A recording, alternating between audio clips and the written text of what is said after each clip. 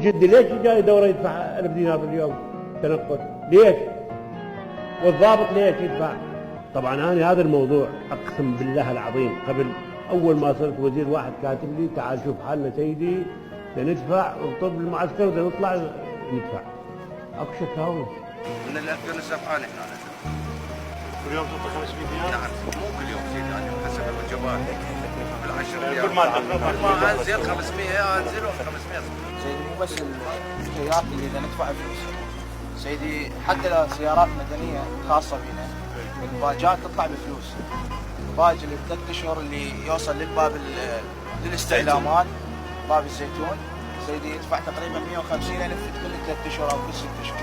واللي يدخل للمعسكر جوا سيدي الباج يطلع ب 250,000 دينار. سيدي احنا معاناتنا يوميا بالدخول والخروج مع المعسكر. سيارات ماكو مخصصه، بس هاي الخاصه